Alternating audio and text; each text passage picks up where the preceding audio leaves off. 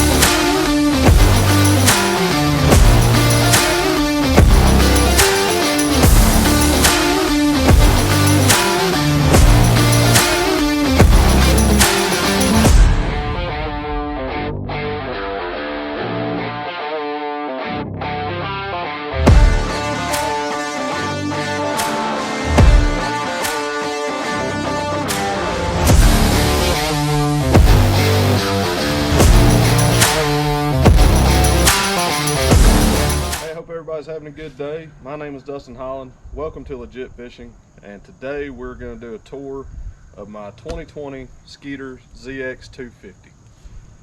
I bought this boat almost 2 years ago. I bought it used, and I have used it a lot in the last, I bought it in January of 2021, so like I said, almost 2 years.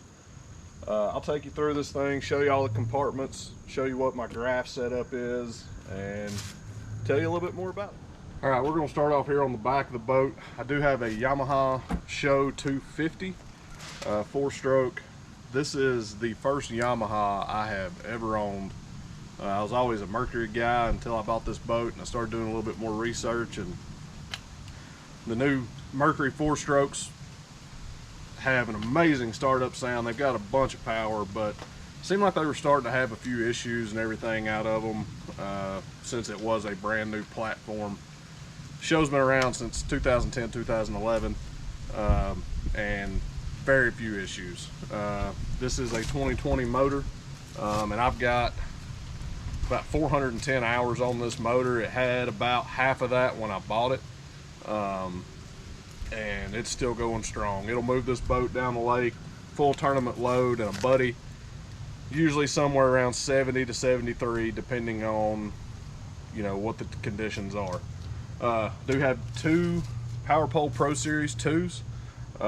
Fish a lot of Highland reservoirs. These don't come into play a ton until we go to like somewhere like Lanier or Chickamauga. I do use them a lot for pulling on the bank, docking the boat. They are really handy for that, but unless we're fishing super shallow, these don't get used a whole lot. All right, continuing the theme here at the back of the boat. Got a storage compartment on each side in the back, and this one behind the driver's seat. Keep a little bit of heavier stuff. I've got a bunch of crankbaits, a bunch of swim baits, some of my bigger soft plastic swim baits, the things that are a little bit heavier. And we'll kind of get into another video where I go through all my organization and stuff, but this is just what I keep in that compartment. Center live wells. And these Skeeter live wells have really impressed me. We fished some tournaments in some super hot weather, and you throw a bag of ice, turn on the 2 oxygenators and the aerator, and I have yet to have a fish die strictly because of the live well or them getting too hot or anything like that. These are phenomenal as far as live wells go. We'll move over to this compartment behind the passenger seat. This is where I keep a lot of odd and end crap. I've got a spare prop down in there somewhere. Got my weigh bag, got a floodlight and everything for running at night. Keep a spare toolkit back there just in case. I've owned older boats in the past that you're always working on, and a toolkit is fairly important to me because I don't want to be stranded out on the lake somewhere. This being an older boat, the center back here is not as nice as the newer ones. Only this center compartment opens up. You got to pop out the panels on each side. They've got 4 screws, but it's really neat in here, as far as your hoses and everything runs, I've got 5 batteries in this compartment. There's 3 trolling batteries, and I've got 1 battery AGM for cranking, 1 AGM for running my graphs on this boat. Precision charger works great. A little plug for Dave's Lures there. Awesome jigs, awesome plastics. Kind of move down here. This in between the seats is a cooler, and keeps ice like a Yeti. All right, sitting here in the driver's seat, I've got dual 12-inch graphs. I've got a Humminbird Helix 12 that I run all of my imaging on, side imaging, down imaging, 2D. I've ran every brand there is to run as far as electronics go, and I don't feel that there is anything more clear than Humminbird when it comes to any of the imaging. Lowrance does a pretty good job on their 2D, but you just cannot beat Humminbird for any type of side scan or down scan.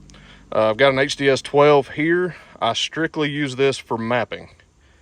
The one downfall I will say about the Helix is the mapping lags really bad. I could be running down the lake and you would outrun the map on that graph. So I added the Lowrance 12. I run the C-Map Reveal and haven't had any issues. There's a few lakes that it doesn't like very well up here where we're at, but it gets the job done. Down here I do have a hot foot, and my fire extinguisher is mounted behind that hot foot.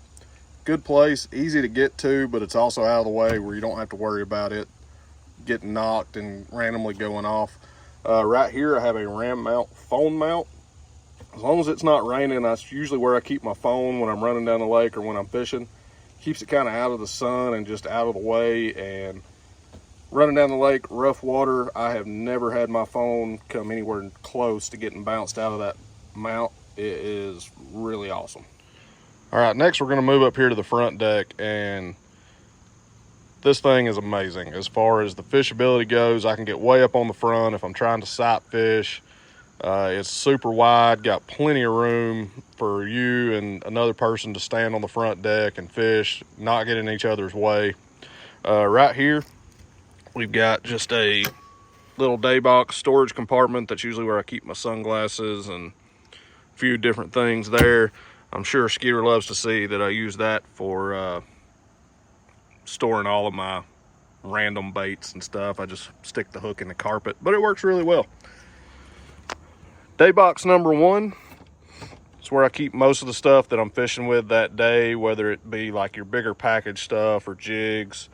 There's an Alabama rig down in there, just a bunch of different stuff, easy to get to. And then day box number 2, and that's the cool thing about this boat, is it does have 2 day boxes.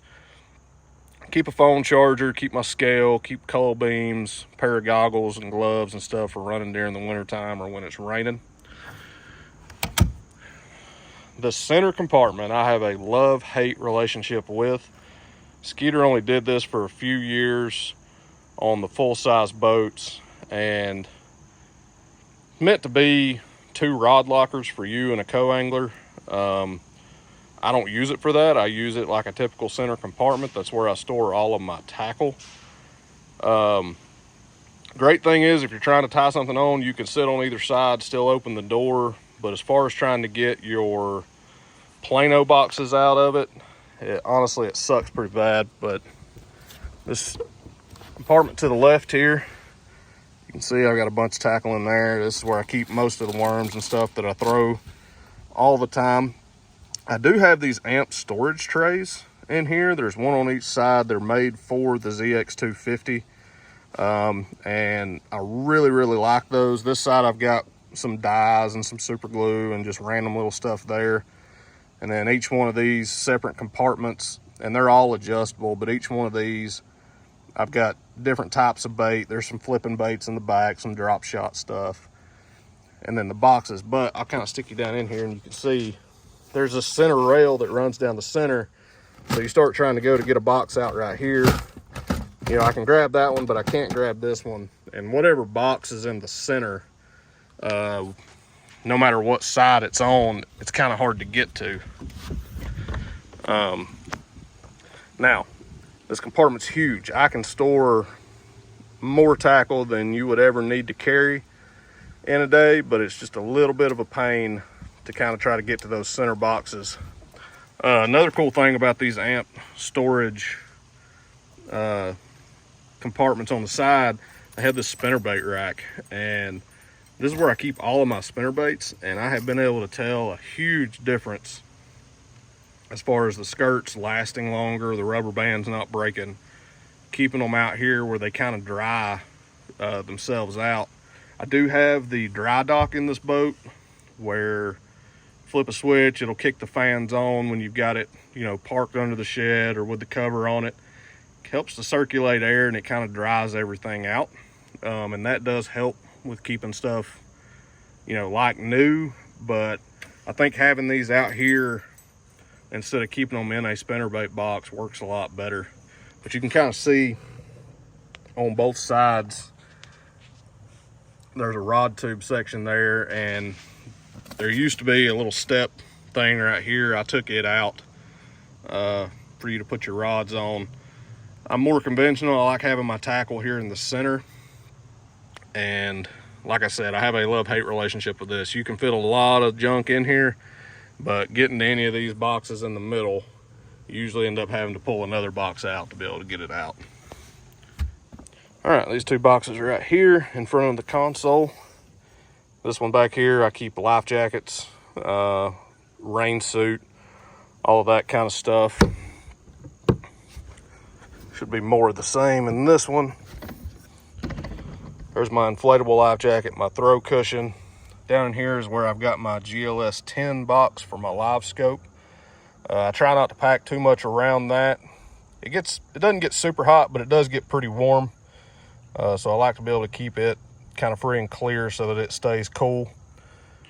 All right, over here we have where would conventionally be your rod locker. Skeeter means with the Team Advantage deck, they mean for you to have kind of tackle stored on this side, those other two compartments on the other side store your tackle. But I really like using this just as a rod box. And I don't know if you can tell how many rods are in there, but it's packed to the brim. I believe, if I had to say, there's about 30 rods in there.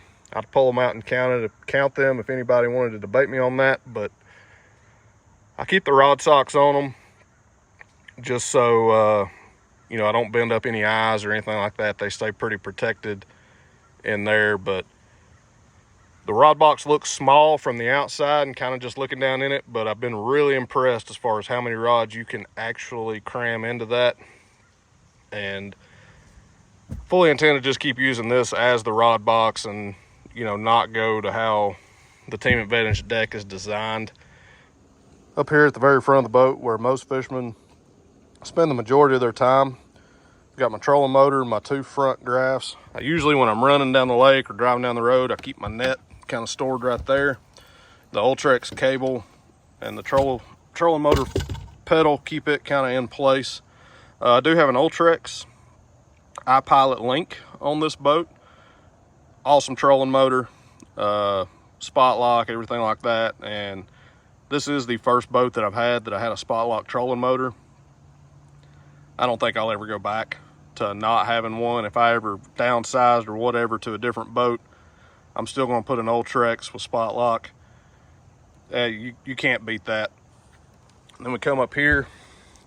I've got my two power pole switches, my up and down. Try to keep those on different sides. That way I know which button I'm pushing. I don't even have to think about it. I can just press one, know whether they're going up or down. My two graphs. I've got a Helix 10 up here that I use a little bit for 2D. Mainly use it to mark waypoints and stuff when I'm up here on the front of the boat. And then right here I have a Garmin 126 UHD, and this is what I run my live scope on. This is primarily what I'm looking at when I'm fishing, whether I'm actually using it to target fish or not. Fish a lot of brush piles and everything, whether those are coming off the bank or they're out you know, in open water. Use this just to check and see if I can see any fish coming in and out of those brush piles. And then I'll fish those brush piles just more traditional, just beat them to death with a jig or a worm and try to catch those. Up here, I do have I honestly can't remember what the name of that mount is, but I can move, you know, this any direction to be able to use the regular live scope sonar, or the one where it's kind of more of a flat field of view if you're in real shallow water. One thing I did forget to mention, we'll talk about graph mounts for a second.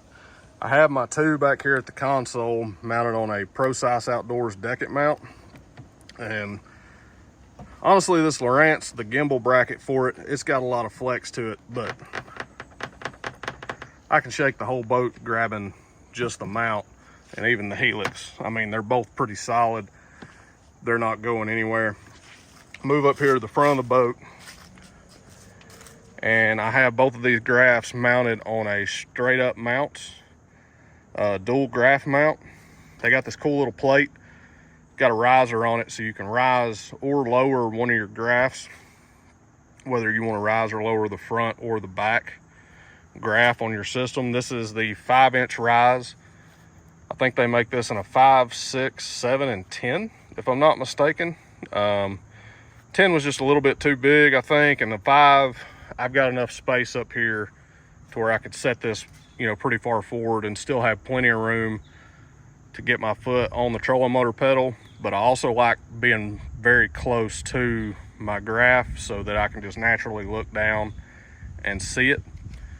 Up here on my trolling motor, I am running just a 2-blade Minn Kota prop, but I have a TH Marine G-Force eliminator nut, and this thing helps out with the vibration and everything from the trolling motor. This prop is fairly new, but I've got a few dings and everything in it. When they start getting dinged up, they tend to, you know, have a little bit more vibration. This really helps with that. I hope you guys enjoyed just a quick tour of my 2020 Skeeter ZX250. Really love this boat. This is the largest boat that I have owned to date. I've owned a bunch of older, you know, 16, 17 foot boats, and I bought this boat because we fish Lanier and Chickamauga a lot and have to deal with rough water, and I was tired of getting beat to death in a smaller boat. This boat handles rough water like a champ. It runs incredible. There's 0 chine walk, and you're still running 70 plus going down the lake. You can let go of the steering wheel, you can just drive, and it rides like an absolute Cadillac. Comment below, tell me what kind of boat you got, tell me your thoughts. If you've got a Skeeter, what you think about them. Feel free to like, comment, subscribe. I appreciate all of that, and we'll see you guys on the next video.